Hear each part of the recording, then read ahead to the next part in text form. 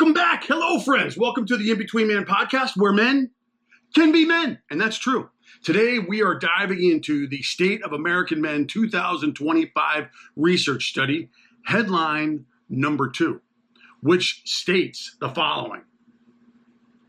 Men's views about masculinity are becoming more restrictive. Okay, and there's a term that you're going to hear in this study going forward that's a term that you need to get familiar with. And it's called the man box. The man box. What is the man box, you say? The man box is used to refer to a restrictive set of masculine norms that demand emotional stoicism, dominance, and self-reliance. Okay? That's what the man box is. So, if you're emotionally stoic, you like to dominate shit, and you believe that you're the one who's always right, you might fit into that box. Okay? They're going to use this term and this definition throughout the course of this actual heading. So let's get into more nuance associated with the man box. Men who are caught within this framework face a double bind. They must succeed as providers to validate their masculinity. Yet the man box emphasizes on independence, prevents them from seeking help where they struggle, right? You see the difference? I have to provide in order to feel like a man. And because I'm emotionally stoic, I'm not going to talk about any of my emotional feelings, and I'm stuck. What do? I'm stuck. I'm too good to ask for help. The provider role remains a cornerstone of masculine identity, even as economic realities in 2025 make this traditional expectation increasingly unattainable for many men. So we aren't evolving out of that, okay? The picture becomes more complex when we consider different groups of men. So-and-so demonstrates how minority men's relationships to manhood intersect with health equity, noting that assertions of masculinity can become survival mechanisms against racism while simultaneously creating barriers to healthcare access and emotional expression. And this was a study done by Griffith. And I can put some detailed information in the description if necessary. Now this overview, in my opinion, is absolutely epic. Okay? So the confluence of these factors, confluence means coming together, two streams coming together. Economic precarity, which is what we talked about in the previous episode, undermining traditional provider expectations, restrictive masculine norms preventing help-seeking behavior, and systemic inequalities compounding stress for marginalized men, creates what can only be described as a perfect storm of masculine mental health crisis. Without deliberate intervention to redefine masculine success beyond economic provisions and to challenge the man box's emotional restrictions, we risk losing an entire generation of men to depression, anxiety, and despair. This is the most profound statement, I believe, in the entire study. All right, so I am going to actually read this to you again because I not only need to hear it, I think you need to hear it again for everything that it's describing. So this last paragraph, I just want to spend a couple minutes on. I want to spend a couple minutes on because I do think it is absolutely vital that men understand this simple, not so simple component. And it's incredible how one paragraph can describe how I know I've felt and how I believe a lot of other men are feeling in today's world. Okay? So I'm going to read it again very slowly so all of you can hear it. All right? The confluence of these factors, two rivers coming together, economic precarity, which is undermining traditional provider expectations. We talked about economic anxiety last week. That's what this is speaking to. Restrictive masculine norms preventing help-seeking behavior. Emotional stoicism. It's a trait in the traditional male value system that's been around for fucking decades. That is harmful for men. Why?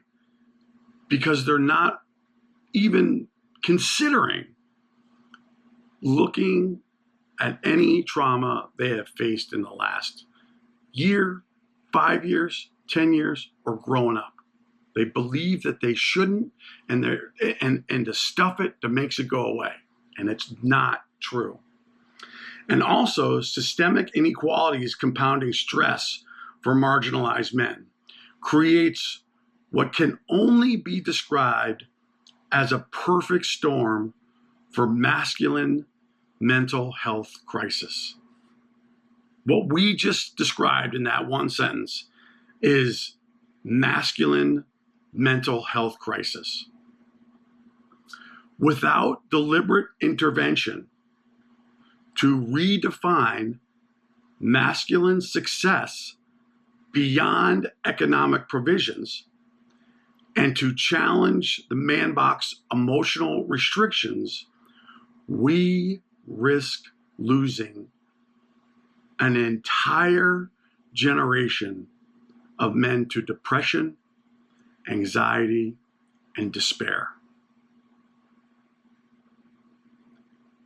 Did you just hear what I said? This is what this study is helping us bring to light.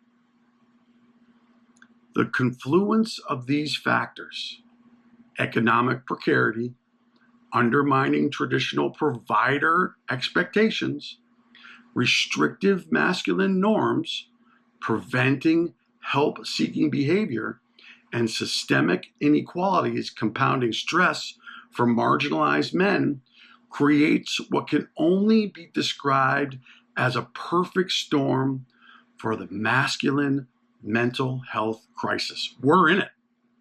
Whether you realize it or not, we're in it. Without deliberate intervention to redefine masculine success beyond economic provision and to challenge the man box emotional restrictions, we risk losing an entire generation of men to depression, anxiety, and despair. This is what I want to create. I want to create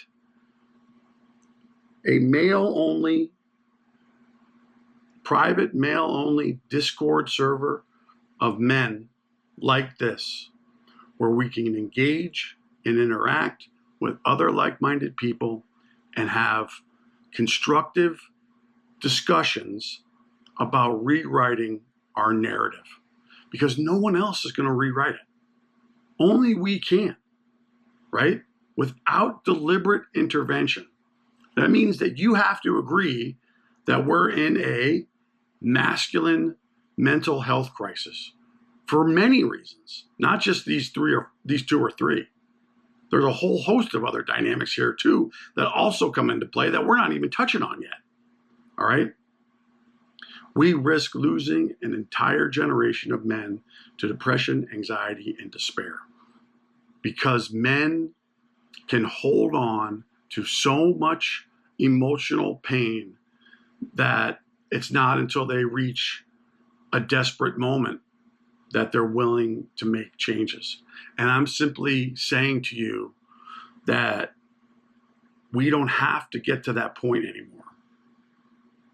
We don't have to carry the load anymore, right? We can become willing to maybe address these issues sooner, okay? All right. I didn't want to get off on a tangent, but this resonates with me. It resonates with what I want to do. It resonates with the whole purpose of this research study. And, it's giving me more fuel to be the deliberate intervention. I don't know if I can. I don't know if I'll ever be that. But someone's got to do it. And I'm not saying I'll be the only one. There's a lot of other people who are talking about this stuff now. But if it doesn't happen now, and we don't start talking about it now, it's probably not, I know it's not going to happen. So, deliberate intervention, all right? Now, what we're going to do for the rest of this video is we're going to talk about man box beliefs, okay? And we're going to go over some of the statements that people in the man box believe as a way to define restrictive masculinity, okay? So in this example, if a guy has a girlfriend or a wife, he deserves to know where she is all the time. In 2017, 46% of men agreed with that statement. In 2023, 51% agreed with that statement. And for 2025, 55% of men agreed with that statement.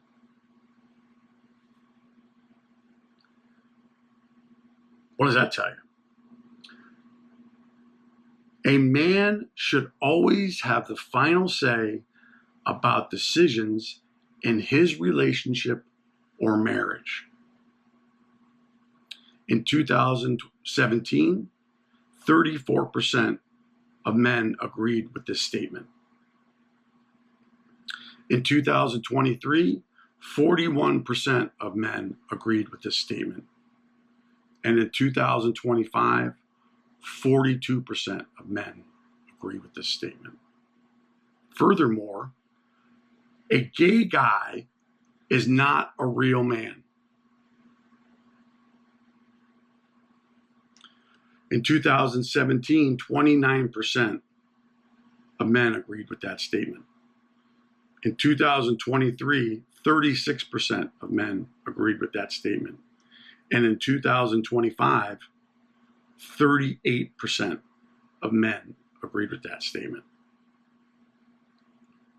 So between 2017 and 2025, restrictive beliefs on manhood have increased. Okay.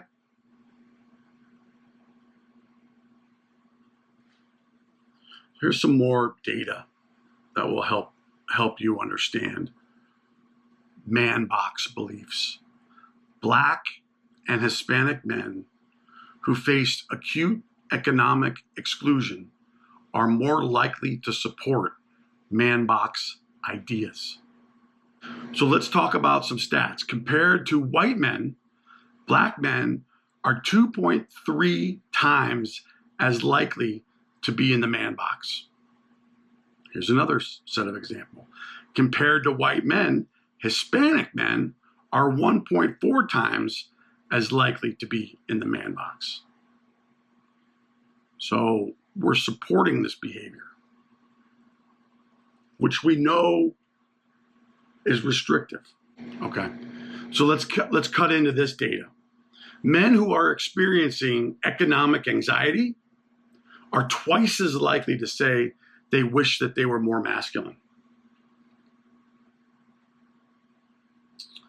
And Gen Z, men between the ages of 18 and 24 years of age, are most likely to say they wish that they were more masculine.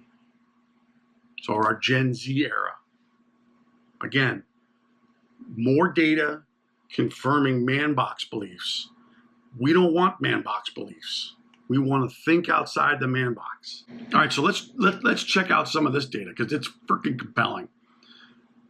Men in the man box are 6.3 times as likely to report having thoughts about suicide in the past 2 weeks. Men who have reported feeling economic anxiety are 1.8 times as likely to be in the man box. Huh. Oh my God. All right, let's keep going. More man box beliefs. But being in the man box also has some social value. All right, gang, let's get into the next man box belief. And this one makes me a little crazy because I think there's some dynamics to it that aren't being considered. And I'm going to spend some time on the reasons why I don't think they're being considered in just a second. So, man box beliefs. But being in the man box also has social value. Okay, so we've already said that we don't want to be in the man box. But now we're saying there's some social value being connected to it. The more men and women report endorsing man box ideals, the more likely they are to feel a sense of purpose and life. And this is where I want to just make a statement. This is where this type of research can be confusing, because we are talking about man box ideals and how we don't want to be in them. But we're also reporting on the fact that even though men are in them, there is some good that's going on that makes them feel like they have purpose. So is that a good thing or is that a bad thing? I would argue that that's a confusing thing. That's making men confused. And I'll share with you why here in just a second. Okay? So this is the last man box belief that we're going to go over. And I'm going to spend a couple minutes on it because I really want to drive home this point. Caregiving also gives men a sense of purpose. And there we see hope. Okay? That I'm okay with. Fathers are 1.3% times as likely to report feeling a sense of purpose compared to men who don't have children. I do agree with that statement. And here's the quote that comes with it. There is no adrenaline rush like seeing my kids succeed. If it's in sports, if it's in reading a poem, if my son was like, hey, Dad, I'm about to learn how to stand on my hands, and 3 days later, he's walking around in the house on his hands, I'm just making sure I pour into them. And when you see the results or see them say something you might have said or a habit you might have had that is beneficial, that is good. And that's from a Black man whose voting dynamics are unknown. Okay? So I'm not disagreeing with the fact that caregiving isn't a good thing. Okay? I know that when I was going to get married, that I wanted to play an active role in my children's upbringing for one primary reason. My stepfather who lived with me and my mother for my entire childhood, from 8 to when I left, played an active role in my upbringing. He was home every day. He would help me with my homework, right? Like, he was there doing the things that my father obviously couldn't do because my parents were divorced. But I saw how important that was. I felt how important that was. And I wanted to make sure that I had that same caregiving mentality for my kids. Okay. And I want to go back to the previous data point, which I believe is causing some confusion. All right. And the confusion is, but being in the man box also has social value. So now we're saying, don't be in the man box. But even though men are in the man box, they are getting some social value. So the men and women who are endorsing the ideals of the man box are more likely to feel a sense of purpose in life. Is that a good thing? I don't know. I don't want to be in the man box. I might even say that it's a false sense of purpose. And here's the only point that I want to bring up that's not related to this survey. This is my personal experience, okay? So you can identify with it or not, okay? So when I got married and decided to have children, I made a decision, because of the way that I grew up with my stepfather, that I wanted a job that would allow me to stay at home so I could be actively involved in the responsibilities of caregiving, right? I thought that would be a positive thing to do, okay? And where the lines of communication in this zone happened for me were, my wife at the time was a stay-at-home mom. And there were responsibilities that a stay-at-home mom would do. But she started communicating with me in a way that let me understand that she didn't want to take on all the responsibility of being a stay-at-home mom, which is okay. You know what I mean? I'm not knocking that she's not asking for help, because she is. But let's take a second and I'll help you outline the areas that she's asking for additional help. Some are minor, some are major, but they're areas nonetheless. Okay? So she asked me to take on some of the responsibility for washing the clothes. Okay? So that was part of what she asked me to help her with.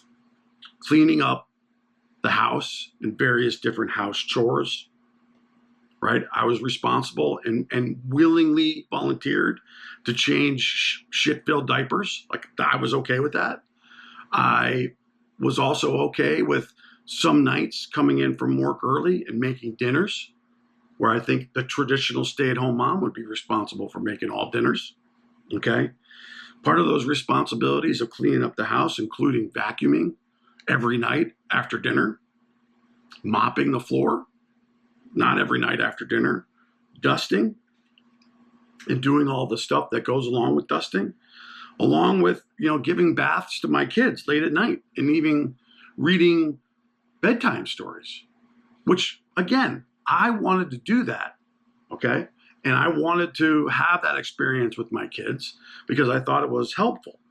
But my wife made sure that she understood that she did not want to take on all of the responsibilities associated with vacuuming, mopping, cleaning, and dusting, and the house chores, and along with washing the clothes, right? I was responsible for, picking up my kids during the work week if it fell upon within work hours, if she couldn't do it. I stepped in and helped out there, which is okay and what a partner would do. But just another thing that I didn't think I would have to do if the responsibilities were cut down the middle. Every now and then we had parent-teacher conferences, and we would my wife would expect me to go in and have an active part in the education of my child and what that all meant. And I don't necessarily disagree with that. She was a teacher, right? She did understand these dynamics more than most moms, which I was grateful for. But can't you take on that? Is that something that I need to take on? I don't feel like I added any value there. The only value that I felt I added was defending her in a situation where she had valid arguments on why the school was recommending something that she didn't agree with. And I felt compelled to be there to support her, because most of the time she would just get hoodwinked and told, we don't do that. Okay. Obviously changing the sheets every week, cleaning those. There was the responsibilities for cleaning up the bathroom, our master bathroom, the kids' bathroom, the toilets, the sinks, right? All those things were a part of my responsibility now. Cleaning the showers. I partook in even oven cleaning and things like that. I was asked if I would help with making school lunches for the kids. Sometimes get up early and make breakfast for the kids if my wife was having a long day and she didn't want to get up to do that. Again, these are things that I could do and wanted to do as a supportive husband. But, let me keep going. Taking my kids to doctor's appointments or picking them up from friends' houses. Another good example is I would get up in the middle of the night and bottle feed my son while my wife would sleep. Those are kinds of things that I felt like I should do in order to honor my wife. The other thing too is my kids got into sports, football practice, baseball practice. Sometimes I ended up coaching because there was no coach and nobody knew what they were doing. And even going to midday school events. If I was home, I was expected to go to those things, no questions asked, right?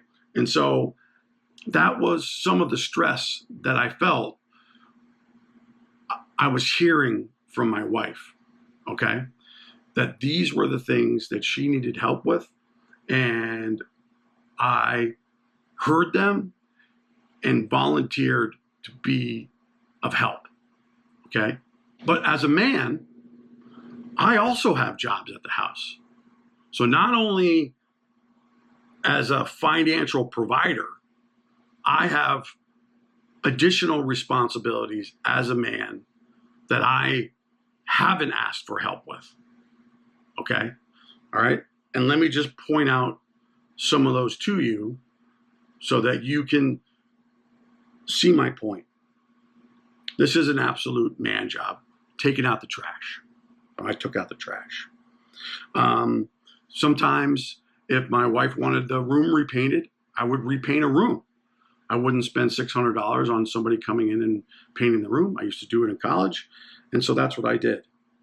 So if there were any upgrades that needed to done to the house, or any maintenance related things like cleaning out the gutters, power washing the driveway, those are kinds of things that I was compelled to do because I like doing them, but those are some of my responsibilities as well. My wife had a brilliant idea of staining the deck that we had outside to protect it from sun. So we did that together. We both did that together. I got to give her credit for that. So she helped with that process. I did install a brand new electric stove into our granite countertop piece. I had to measure out those areas. That was another thing. How about mowing the lawn? Buying the lawnmower, snow shoveling, weed whacking. What do we do when fall comes? We got to bag all those leaves. That's not typically a female responsibility, although she did help with bagging the leaves outside, but she didn't help with mowing the lawn or anything like that. The other thing that I was, kind of responsible for was, fixing clogged toilets or bathtubs that got filled with hair. If there was a crisis there, I would fix it, right? That's a man job.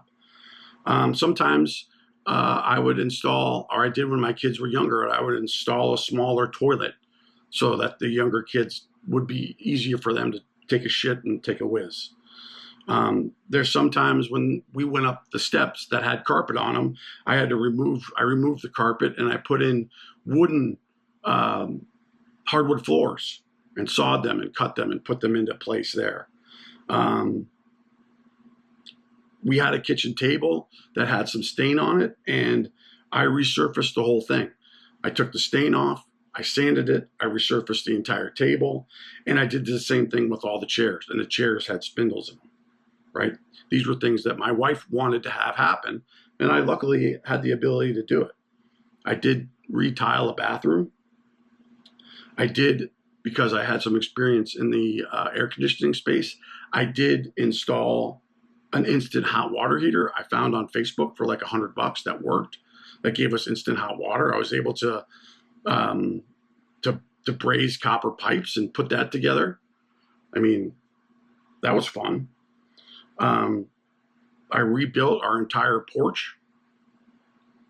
I also we had a garage that had concrete slab on it, and I rented a machine from Sunbelt Rentals that grinded the whole thing down, and I put a silicone sealant over the top of it and upgraded our garage floor to something that was a little bit more stain proof, right? I would spread mulch. I would put new pavers around trees so that we had a place to put flowers, right? I do oil changes or change air filters, right? If there was an ant problem or termites outside, I would fix that. If the AC wasn't blowing cold, I was, compelled to troubleshoot that. Usually it was a bad filter. I would hang new curtains and ceiling fans if that needed to happen. Troubleshooting any tripped breakers that might have tripped, because we had too many hair dryers going on at the same time. And obviously, anytime we got anything from IKEA, I was responsible for putting all that stuff together. Now, at the time, right, I just accepted that I was going to be doing all these things that I just rattled off, okay? What I didn't expect was that my wife's responsibilities were going to be now a part of my responsibilities, right? Because she can't take on the same amount of responsibilities that I have as a man, because, unless she wants to do it, but she didn't want to do it. She doesn't want to tear off a toilet, okay? But I never considered in any of my dialogue with my ex-wife how I would negotiate the simple facts that she's asking me to assist her in her job responsibilities. That was never a conversation that I had. I just sucked it up and I said, of course, okay? And in the process of breaking down what we're talking about in this second headline, can you see how that dynamic, even though it may be a man box kind of thing, is not helpful? I need to be able to say to my wife, who I'm a partner in, whoa, I'm not taking on clothes washing and responsibility. Are you going to mow the lawn every week? Right? I'm not going to mop or clean the floors. So are you going to fix the toilet when it blows up? Right? It never occurred to me that I could, in a healthy, positive manner, negotiate what I am willing to take responsibility for and what I'm not. Because the narrative today is women are pointing a finger at you because you're not helping. Okay? They aren't considering any of the responsibilities that I just mentioned. I never considered them. So I never considered that it would be something I would need to negotiate about. I just accepted that I needed to do it. Okay? And this is where, if you can identify with what I'm talking about here within this topic, where narrative needs to be changed. I don't want to do the laundry. But if you're going to ask me to do the laundry, are you going to shovel the entire driveway when the snow comes? No. Well, let's come to a compromise. Well, you only have to do the snow once or twice a year. So what? It's a lot of work. Is it the same amount of work as washing the clothes? I don't know. But mowing the yard and shoveling the driveway, I mow the yard every week. Do you want to mow the lawn? You want to take turns mowing the yard? Do you see where I'm going with this? It was like a wake-up call. Like, I don't need to do all of that. And I don't want to do all of that. And it puts the responsibility back on us and me and what I am okay with and not okay with. And this is the narrative that needs to be changed. Okay? We need to go into relationships where we're being told by our partner that they need help in all these different areas. And we should sit down and gladly listen to them. But we need to come to the table and say, hey, I'm the financial provider here. We've agreed, as you being the caregiver and not working and staying at home, that that's a benefit to you and us and our children. Okay? And on top of that, I'm also responsible for all these other chores that I have to do, whether it be paying someone to actually do it or to actually do it. I'm not going to spend the money. Maybe you have enough money to do that. Okay? Maybe that's the deal. You say the toilet gets clogged and you need it to get fixed. Call Roto-Rooter, spend $500, take it out of petty cash, and now the problem's solved. Don't bring it to me. But you can have a conversation about it. And you can let people know what you are willing to do and what you're not willing to do. And no one, absolutely no wife, in my opinion, deserves any of this. You are a partner in a marriage together. And for so long, there has been an unequal balance because women are feeling the need to share what they can and can't do. I'm saying to you now, have the conversation. But here are some points that you can bring to the table that you can have a realistic conversation about and not just accept it as something that you need to do as a man. You may decide after having the conversation you're going to do them all anyway, but at least you have a say in it. I didn't, because I didn't know any better. All right, I went off on a tangent. You'll have to forgive me, but I hope that this makes sense, okay? That this example makes sense to you and that the man box example makes to you. Without deliberate intervention to redefine masculine success beyond economic provision and to challenge the man box emotional restrictives, we risk losing an entire generation of men to depression, anxiety, and despair. And I'm not going to sit on the sidelines and say that it's okay. This is it. This is it. We sell everything that we have to save ourselves. That's what happened in margin call. And they fucked everybody in the meantime. That's not what's happening here. I'm simply saying to you that we need to come to the table to understand where we're at so that we can make decisions that are in men's best interest. That's all I'm saying. Okay? If some of that goes against what's being shared about now in this woke world, so be it. But I'm adamant about this. I don't want an entire generation of men to be lost to depression, anxiety, and despair for any reason, especially if it's self-inflicted. Anyway, I appreciate all of you more than you know. So do me a favor, do yourself a favor. Just get out of here, and I'll see you on the next one.